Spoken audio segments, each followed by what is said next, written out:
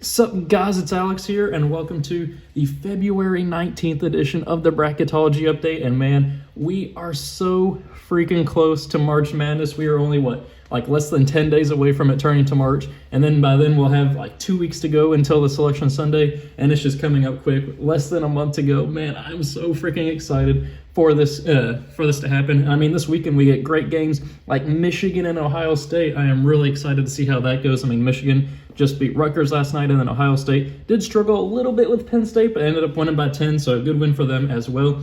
And before I get into this bracketology stuff, I just want to ask you guys, what do you think of this new thumbnail on the video? Because I've switched up a little bit from the old one where I had the NCAA tournament bracketology on one side and then the date on the other. Now I've switched it up a little bit, got a new tournament bracket back in the background. There we go, I can't talk today. And then the different teams' logos right there. Not trying to give away any spoilers with it, just putting 8 different teams or whatever throughout the course of the bracket. And then just, let me know what you guys think of the new thumbnail. If you like it, I'll keep it going. If you don't like it, I'll switch it back to the old one, and we'll just kind of see how it goes. But before I get into my picks for this bracket, I just want to go ahead and mention the giveaway here. If I hit 6,000 subscribers by Selection Sunday, March 14th, I will be giving away either a t-shirt of your choosing for your team, whether it be a Fanatics t-shirt or whatever, or just a $25 gift card, whether it be an Amazon gift card, just a Visa gift card, whatever you want, B-dubs, I don't know what it is, but I will reach out to the winner. I'll make a video where I end up drawing the winner. But right now we are at 5,600 subscribers, so we need 400 more in less than a month. I think we can do it. I think you guys have been doing great. We're up to 17 or 20 entries or something like that from the Tuesday video. How you enter is that you subscribe to the channel, you have post notifications turned on, take a screenshot of you being subscribed, follow me over at AlexPrice24 on Instagram, and just DM me the picture of you being subscribed, and let me know what your favorite team is. Let me know if you'd just rather have the gift card or whatever. I had a little voice crack. But yeah, the details on how to enter are in the description below to make it a little bit easier and for you guys. That way you don't have to listen to this, just me talking about how to enter the giveaway. But yeah, let's go ahead and get into the actual bracket predictions part of it. We'll go and zoom out the video here. Taking a look here at the bracket, I really like it. Joe Lunardi did end up changing how the bracketology itself looked on the ESPN site, so that way I'm just going to have to do these brackets here. But I did update the Excel thing to where that top ribbon is gone, so that way we don't have to worry about having to try to fit it within the screen. And yeah, hopefully just these videos will be able to look a little bit better. And I just got a notification that the NCAA tournament is going to be at 25% capacity, so that's going to be nice to have actual fans there. Get a little bit of a college basketball atmosphere, so that's going to be really nice to see. And hopefully here throughout the course of the bracket, that's what we've been missing in college basketball this year. So I'm just really excited for March Madness in general. But let's go ahead and take a look here throughout the bracket. One thing I do want to point out is I have been right on Missouri. I have been not sold on that team for a long time. I've been getting a lot of hate comments throughout or not hate comments, just people questioning my dislike for Missouri as a potential really good team in the tournament. They have fallen down to a 6 right now. I think they've lost 2 or 3 in a row, something like that. So it'll be interesting to see how that plays out for them the rest of the season. But hopefully they can get that program turned around. I mean, they're an SEC team, which if Kentucky's not going to make it, I'll be rooting for the SEC in the NCAA tournament. I mean, Kentucky's not going to make it. They'd have to win the SEC tournament, but that's not going to happen. They can't string together 4 to 5 wins in a row, and especially over quality teams. But yeah, that's just me complaining about being a Kentucky fan. But let's go ahead and get into the predictions. But before we get into the predictions, we got to come up with the food item for this week. What do we want to pick for the food item? We are going to go with turkey.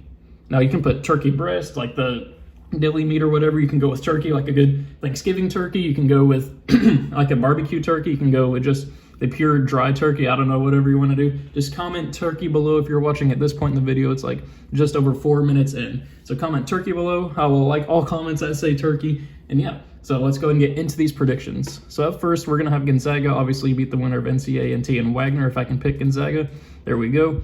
Then we're going to have Cade Cunningham and Oklahoma State here, moving on past San Diego State. Then we're going to have potential number 2 pick in the draft, Evan Mobley, pushing USC forward over number 12 Toledo. And Texas Tech will beat Colgate. Then we're going to go with Purdue here with Trevion Williams beating North Carolina. I just don't believe in North Carolina this year. I mean, not many people do. I mean, they're an 11 seed for a reason. But against the right 6 seed, like maybe Missouri, I would pick them, but just not against Purdue here. Then Houston ended up losing to Wichita State last night. It was a really weird ending to the game. There was like a flagrant foul. Houston had a chance to tie the game up, but then they got the ball stolen. But then they had like a flagrant foul against Wichita State, which is really weird. I don't really understand what happened with that. But, I mean, either way, they ended up losing, fall down to a 3 seed now instead of being a 2. But they're still going to beat Grand Canyon. Then Colorado, I think, will be able to beat Indiana there, and Villanova will move on past Vermont. So no upsets here in the first round portion of this region. Then we're going to have Gonzaga here moving on past Oklahoma State into the Sweet 16. Texas Tech will handle business against USC. Then I think that Purdue can upset Houston here in a slight upset, actually not a slight upset, a 6/3 is a pretty significant upset. I will go with Purdue beating Houston. I just don't really believe in Houston too much this year. Then we're going to go with Villanova moving on past Colorado. Then for a spot here in the Elite Eight, we will go with Gonzaga moving on past Texas Tech. I believe in Texas Tech as a Final Four team this year, kind of the same thing with Illinois, but they have to be in the right regions to be able to move on. And Texas is just in a region with Gonzaga, and they're just not going to be able to move on. And then we're going to have Purdue falling to Villanova. I do think that Villanova will be able to beat Purdue here and move on to the Elite Eight, but then they will fall to the buzzsaw that is Gonzaga in the Elite Eight. Gonzaga moves on to the Final Four out of Region 1. So then if we go over here to Region 2, we're going to have Baylor moving on to the second round, obviously. Louisville, I think, will be able to beat Oregon, especially if they can get Malik Williams back in time for the tournament. Then I'm going to go with the first upset pick here and go with Western Kentucky over Wisconsin. Western Kentucky is not your typical 12 seed here. They have beaten quality teams this year. I mean, they beat Alabama earlier this year in a huge win for that program. They have Charles Bassey, who is a potential first-round pick in the NBA. And Wisconsin, there's another team that I just don't really believe in too much this year. They just missed out. They don't have any bad losses, I don't think, but they don't have any like outstanding wins either. Like they have a missed opportunity against Michigan last Sunday, then they lost to Iowa last night, which would have been a great win for them. I think Western Kentucky can get it done. I'm gonna go with Tennessee here, moving on past Wright State. Missouri, I don't know if I want to pick them here to move on past Boise State. I think I will go ahead and pick them after I already mentioned earlier in the video that I don't really like them there. But I mean, I do believe in them more than Boise State.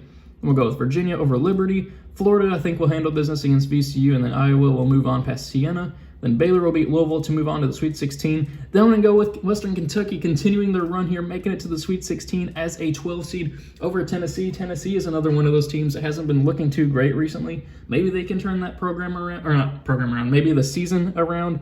But I just believe in Western Kentucky. Tennessee just can't. Some nights they just don't show up, like against Ole Miss a couple of weeks ago. It was looking like it'd be a similar situation against South Carolina, but they ended up turning it on in the second half and having a fantastic second half. But I think Western Kentucky can get the upset here in the NCAA tournament. And then we'll go with Virginia moving on past Missouri, and then Iowa moving on past Florida. Then Baylor will move on to the Elite Eight over Western Kentucky, and then Iowa with Luka Garza, I think, can make it to the Elite Eight over Virginia. But then they will run into the buzzsaw that is Baylor as well.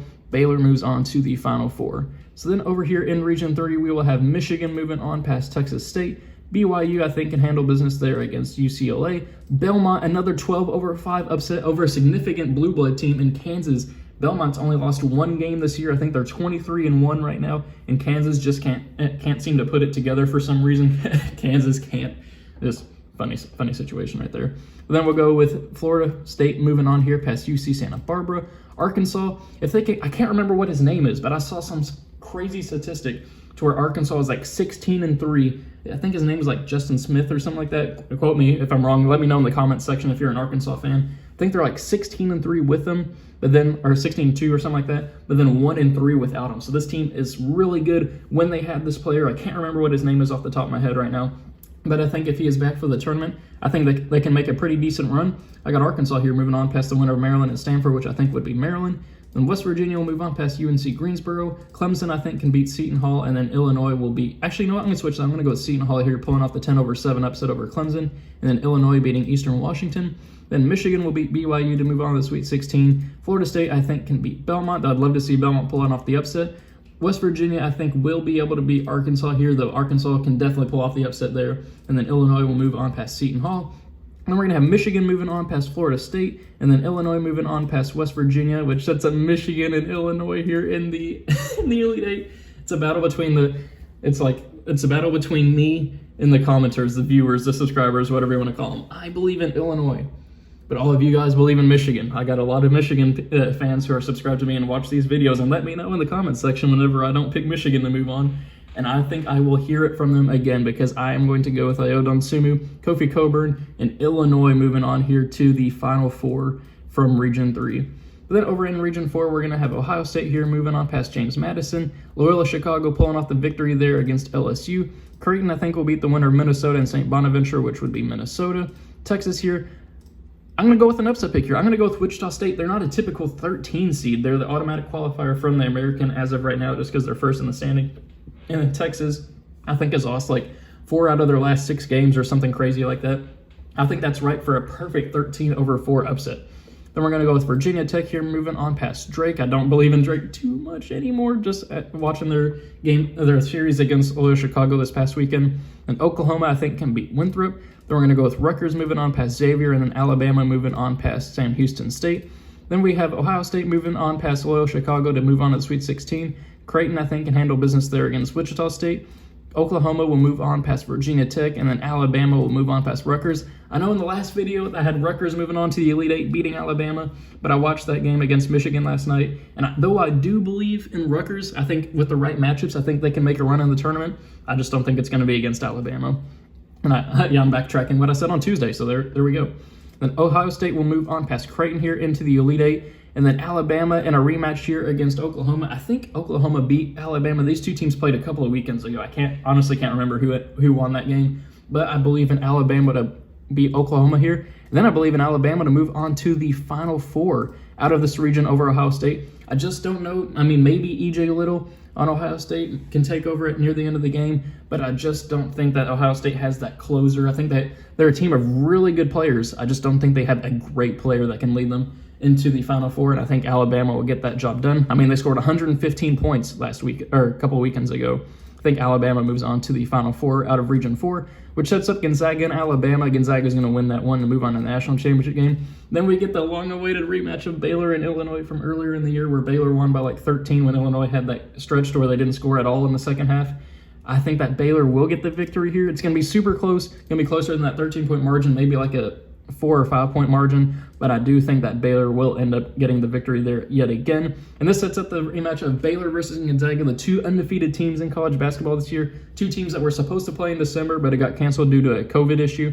Gonzaga versus Baylor. I flip-flop on this every bracketology that I'm going to do, but I am going to go with Baylor winning this one as of right now. I just believe in that team. They have a player in Jared Butler who might win a National Player of the Year. Actually, he won't because Luka Garza is going to win it, but he's probably second in the running for it. I do believe in Baylor, and I think that they can win the national championship here. So thank you guys for watching. I hope you enjoyed it. Be sure to leave a like and subscribe if you did. Let me know your own opinions in the comment section below. I know I'll be hearing them from the Michigan and Ohio State fans when I don't have either of those 2 teams in my Final Four. But yeah, thank you guys for watching. Make sure you enter the giveaway. Look in the description for how to enter. Thank you guys for watching, and I will see you all later.